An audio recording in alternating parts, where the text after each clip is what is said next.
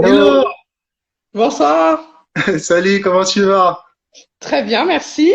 Bah, Hello, hello. parfait, parfait. On est super content de t'avoir Bah, aujourd'hui. c'est gentil, ça me fait plaisir de participer. Je viens d'écouter les deux premières personnes et j'adore ce genre d'histoire, même si je le vis aussi. C'est toujours très gai de Ouais, voir des gens dans d'autres destinations et leur parcours. C'est très chouette. Ah, c'est un truc de exactement. dingue, hein, effectivement. Un peu des Ouais. similitudes que toi tu vis du coup en termes de parcours, en termes de Alors, départ ouais. par rapport à ce qu'ils ont dit. Oui, bah écoute, moi je vis au Rwanda depuis 7 ans maintenant. Ouais, Donc à Kigali.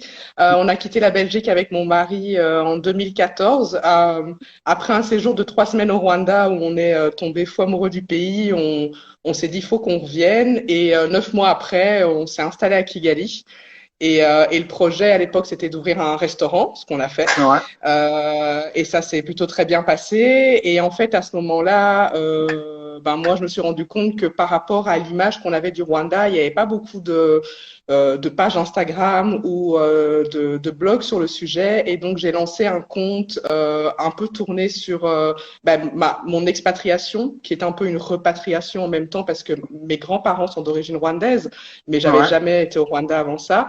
Et du coup, j'ai créé une plateforme où en fait je promeus le voyage, que ce soit au Rwanda ou dans les autres pays d'Afrique, en essayant un peu de casser les clichés qu'on peut avoir quand on vit en Europe ou en Occident sur le continent africain, en fait. C'est D'accord. génial, c'est génial. Moi, je suis 100% pour cette éthique. Ouais. Et c'est cette idée-là, finalement, bah, on se dit, on est forcément mieux en Europe juste parce que c'est l'Europe. On se demande pas en Oui, soi, au niveau intérieur de nous-mêmes, ce qu'on recherche véritablement. Et exactement. ça, c'est propre à chacun, à vrai dire. C'est pas que, Ouais. il n'y a pas de pays meilleur que l'autre parce que voilà parce qu'il apporte tel ou tel nom, parce qu'il a telle ou telle renommée. Non, on est tous différents et on a notre cœur, il nous dit finalement où on doit se trouver, où on est le mieux, là où on se sent le Oui, non, plus c'est apaisé. clair. Et Alors pour moi, moi, c'était vraiment quelque chose d'important parce que bah, moi, je suis métisse, donc mon père était belge et ma mère est belge, mais d'origine rwandaise. Et Mm. du coup, c'est vrai que j'ai eu la chance d'avoir une partie de mon enfance en Afrique, mais quand je suis rentrée en Belgique, j'avais été extrêmement choquée par la méconnaissance que les gens avaient en général de l'Afrique. D'autres pays, Ouais, peut-être les États-Unis ou certains pays d'Asie, ont un peu plus la cote et donc on en parle plutôt en bien. Mais tout ce qui concernait l'Afrique, c'était vraiment énormément de clichés, pauvreté, guerre, danger. mm, Et donc, en fait, quand on a annoncé qu'on partait en 2014, je me suis rendu compte que ces clichés étaient toujours là. Et mm. du coup, en arrivant ici, je me suis fait voilà, un petit plaisir de me dire, mais en fait, je vais montrer ce que je vois au quotidien, ce que je vis, et essayer de déconstruire chaque jour un petit peu cette image assez tristounette du continent africain, quoi. Et la ouais, solution, au sur, final, je pense que la solution, elle est là, en fait. C'est d'être des vecteurs de communication de cette image-là de l'Afrique. Donc, plutôt que Tout de à fait. dire, oui, critique l'Afrique, on dit que l'Afrique c'est ça, bah, faut montrer cette image-là Oui, ouais, des pays africains, parce qu'il y en a énormément. tout à fait. L'Afrique, Et ils ça sont va tous différents, ouais. Ouais. différent. Dans tous les pays, il y a énormément de peuples différents, de cultures différentes, de langues différentes, Mhm. avec une richesse qui ne demande qu'à être mise en avant. Et des Ouais, acteurs et actrices et font ce hum, non, travail-là, vas-y. et c'est vraiment top, Ouais. quoi.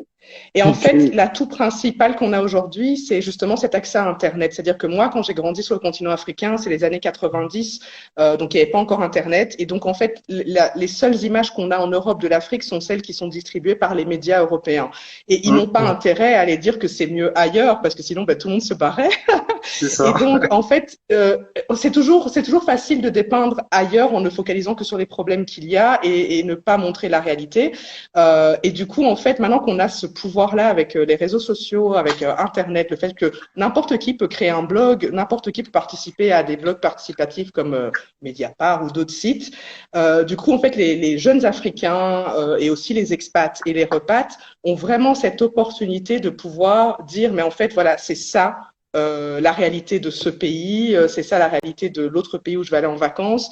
Et franchement, c'est un super pouvoir et c'est quelque chose que j'aime bien dire aux gens plus jeunes que moi parce que moi j'ai 37 ans donc je suis un peu une vieille pour Internet. Mais Oh. pour les jeunes qui ont la vingtaine ici, quand je rencontre des jeunes Rwandais et tout, c'est ce que je leur dis, genre vous avez les réseaux sociaux peuvent vous donner des opportunités de dingue. J'ai vu des jeunes créer des entreprises, ne pas avoir de magasin mais faire tout en ligne et parvenir à créer vraiment des petites startups ou des entreprises qui fonctionnent, à pouvoir vendre de l'artisanat africain directement. Donc, c'est-à-dire qu'il n'y a plus d'intermédiaire de grandes marques qui vient et qui se prend sa marge.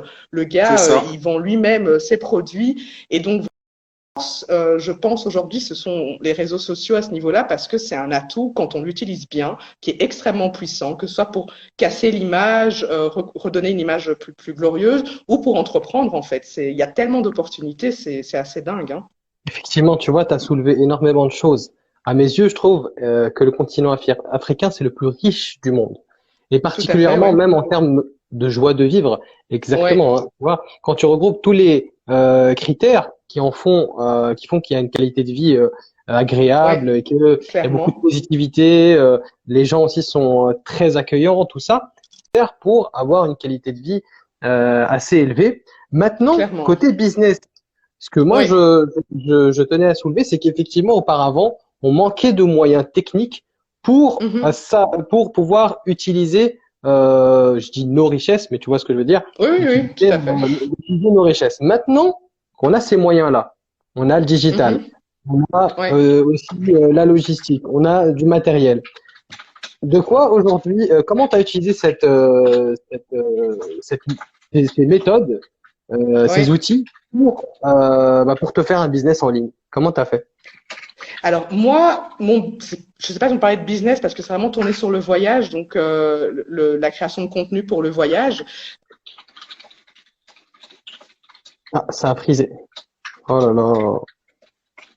Ah, c'était le meilleur moment là, je voulais savoir. Bah Alors, oui, bah il ça faut va qu'on y revenir. arrive, il faut qu'on y arrive. Reste là, hein, on va y arriver, on va savoir comment elle a fait, ça a frisé au meilleur moment. Vraiment au meilleur Hello, moment. Hello à tous. hello, merci d'être là. N'hésitez pas du coup à mettre votre question sur le petit bouton question qui a juste en bas. Ça a On frisé. va, on va réinviter Nathalie. Si vous avez des questions par rapport à elle, son activité, comment est-ce qu'elle elle s'est lancée en termes de créatrice de contenu voyage et contenu famille sur du coup sur Internet, puisqu'elle a aussi un blog. Allez voir sa page Instagram qui s'appelle Joli Tropisme. Je vais le partager là en attendant qu'elle vienne, où du coup elle partage, hop là, invité. Là, on est à un des meilleurs moments. Il y avait énormément d'énergie. Il allait y avoir les conseils. C'est bon, Les méthodes. Ah, vas-y, attends. elle est de Faut retour. rester. Hop là. Voilà. Ah, De Voilà, retour. c'est là, heureusement, tu allais nous Ouais. dévoiler ton secret et puis Mais oui. Mais t'as voulu tu voulais pas nous dire. J'ai voulu faire un teasing, j'ai fait un teasing. Mais donc voilà, donc par rapport au voyage, en fait, pendant très longtemps, les gros groupes de voyage ou les grosses agences de voyage, elles travaillaient plutôt avec des influenceurs qui venaient d'Europe ou des États-Unis, de l'Occident. Et en fait, depuis quelques années, elles se sont rendues compte que la création de contenu par des gens qui habitent le pays ou qui habitent le continent africain, elle est plus authentique. Ce qui veut dire qu'en fait, ils touchent des gens qui sont nettement plus intéressés par le fait de suivre ce qu'on va promouvoir que si on était européen. Je veux dire, le gars qui est à Paris, qui part en voyage en Namibie, il y a peut-être 1% de sa niche qui va vraiment prendre le step de faire le même voyage que lui et de partir. ouais. Nous, par contre, les créateurs de contenu en Afrique, que ce soit les photographes, les blogueurs, les vlogueurs, les TikTokers, on sait que les gens qui nous suivent en général habitent, ça peut être des expats, ça peut être des Africains de la classe moyenne ou de la classe élevée qui voyagent beaucoup et qui sont du coup très près de ces destinations. Et donc en fait, c'est toute une niche qui a été ignorée pendant des années par le secteur du voyage et qui maintenant en fait est devenue super intéressante, encore plus avec la crise du Covid, parce que L'année passée particulièrement, voyager en Europe, aux États-Unis, c'était des quarantaines, c'était des trucs de fou. Par contre, toute la région de l'Afrique de l'Est, tu pouvais aller au Kenya, en Tanzanie avec un vol de 2 heures. C'est comme aller de Paris à Barcelone. On peut aller faire le Masai Mara, faire un safari. Et comme on est résident africain, on paye pas non plus les mêmes montants, mais par contre, on reste plus longtemps. Et donc, c'est vraiment une niche qui est assez intéressante parce que voilà, les créateurs de contenu autour du voyage sur le continent africain commencent à se faire une réputation parce ils ont un engagement qui est meilleur et les gens qui les suivent sont potentiellement plus des clients que le gars qui est à New York et qui te vend un voyage à Madagascar, quoi. En fait, il y a un rapport d'authenticité, tu vois. Ouais. Mais, dans ce que tu fais, il y a toute ton identité et c'est ça qui fait la différence. Et comment t'as fait donc pour te créer une clientèle depuis là où tu te trouves? Comment aujourd'hui tu procèdes concrètement? C'est quoi ta méthode? Alors, oui, clientèle, c'est peut-être pas le bon mot parce que en fait, moi, j'ai des contrats avec donc ça peut être des agences de voyage comme là quand j'étais en Namibie où c'est une agence de voyage qui en fait m'offre le séjour. Donc moi, je m'occupe du billet d'avion, mais elle m'offre le séjour. Je raconte mon voyage, je crée du contenu qui leur est qu'ils vont eux utiliser sur leurs réseaux sociaux et en fait, voilà, ça me permet de voyager avec ma famille et de pouvoir montrer aux gens des destinations nouvelles assez régulièrement et de pouvoir susciter de l'intérêt. Évidemment, à terme, l'idée, ce serait peut-être aussi d'organiser des voyages très spécifiques tournés autour de la famille, parce que nous, on est 4 avec mon mari et nos 2 filles. Et c'est vrai que c'est aussi un public qui n'est pas forcément mis beaucoup en avant par les agences de voyage. Ils pensent beaucoup aux gens en lune de miel, ils pensent beaucoup aux jeunes en sac à dos. Mais les familles, c'est aussi un secteur assez intéressant. Et donc, l'idée, ce serait aussi de pouvoir commencer à organiser des voyages garantis family-friendly, j'ai envie de dire, où on est sûr que voilà, les gens qui viennent avec des enfants, même en bas âge, seront rassurés de savoir que c'est un endroit où ils peuvent aller et où tout est organisé et possible avec des petits enfants en fait. Ouais, ça c'est clair, c'est très très important. Alors quand on fait ce genre de business, t'as touché un truc. C'est important de centrer autour d'une catégorie de clients. Donc là, tu as touché les familles, c'est vrai. C'est très demandé, toi, les familles. Et donc, il y a un gros business à se faire là-dessus. Il y a encore d'autres d'avatars clients. Et donc, il y a encore, en fait, tu as énormément d'opportunités de faire business. Ça, c'est très, très intéressant. Maintenant, moi, j'ai une petite question, franchement, niveau, est-ce que, donc, tu as besoin de dépenser autant qu'en France? Est-ce que c'est aussi, on va dire, tu trouves que la vie est aussi chère? C'est quoi ton rapport, justement, avec le budget? Alors, le Rwanda c'est très paradoxal en fait. Si tu décides de vivre comme un expat et donc dans les quartiers d'expat, de consommer des produits importés d'Europe, ton coût de vie, il sera peut-être même plus cher qu'en Europe parce que vu que ça vient d'Europe, il y a des taxes, etc. et c'est plus cher. Par contre, si tu vis dans un quartier de la classe moyenne, parce que le Rwanda est quand même un pays super sécurisé, c'est un des grands avantages et c'est pour ça que c'est une destination où beaucoup d'expats aiment bien venir avec des enfants parce qu'il n'y a pas beaucoup de bandits et de criminalité, donc on est un peu safe vraiment partout. Là, si tu vis en dehors des quartiers de la bulle expat, tu peux trouver une très grande maison avec 4 chambres pour l'équivalent de 400 €. Pour ta consommation de nourriture, les courses au marché, les produits frais, c'est vraiment des coûts qui sont, je dirais, inférieurs à l'Europe. Ce qui est considéré comme vraiment des produits chers, ce sont les produits importés, donc je pense au vin, au fromage, ce genre de choses. L'école aussi, parce que les écoles publiques, elles sont pas forcément au niveau que l'on attend en tant que Belge ou Français. Donc la plupart des gens mettent leurs enfants dans les écoles privées et du coup ça a un coût assez important. C'est quand même comparé à l'Europe où l'enseignement est gratuit. Ici, il faut payer pour l'enseignement, mais le coût de la vie en général, on peut aller à 2 heures de Kigali, on peut aller faire un safari pour des montants dérisoires puisqu'on est résident ici. On peut aller près du lac Kivu, passer un week-end dans un lieu absolument magnifique et l'hôtel avec les enfants ou quoi, ça ne coûtera pas grand-chose, $60. Tu as une chambre pour la famille et tu manges bien le petit poisson grillé au bord du lac. Donc, c'est vraiment une question de choix. On peut dépenser énormément, comme en Europe, voire plus qu'en Europe, ou on peut choisir de vivre. Voilà, ça a frisé. Non, non, non. Non, non, non, pas maintenant, non, non. Non, je suis là. Non, non, non, on était bien. Je suis là. Le poisson grillé au bord du lac. Je suis là. Génial. Me revoici. Ah, c'est bon, parfait. Non, j'étais resté grillé au bord du lac. Et là, Avec le coucher de soleil, c'est le pays des 1000 collines, donc c'est vraiment canon. Mais donc voilà, c'est vraiment une question de choix. Il y a moyen de vivre pour pas cher. Il y a des gens qui vraiment arrivent à vivre très simplement. Mais c'est vrai qu'après, voilà, si le fromage nous manque, c'est compliqué.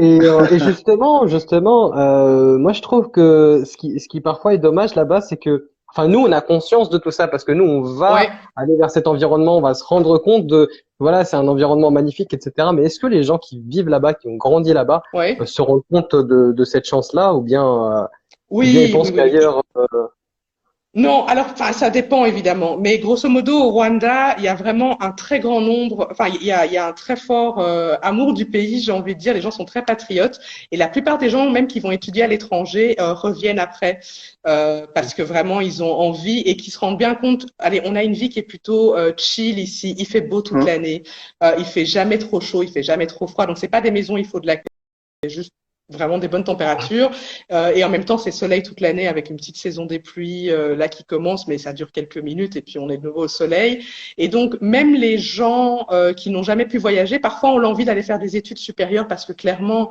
les universités ou quoi sont souvent meilleures à l'étranger mais la plupart leur but c'est d'aller étudier et de revenir en plus, le Rwanda est un peu en plein boom économique comparé à d'autres pays africains. Donc, les gens qui reviennent et qui ont étudié à l'étranger, qui ont un certain, qui ont des nouvelles compétences qu'on n'a pas forcément encore ici, ils peuvent revenir et vraiment se créer des entreprises qu'ils ne pourraient pas faire ailleurs, en fait. Donc, du coup, voilà. Après, pour les autres pays, ça dépend, mais en tout cas pour le Rwanda, c'est vrai que les gens partent, mais ils reviennent généralement.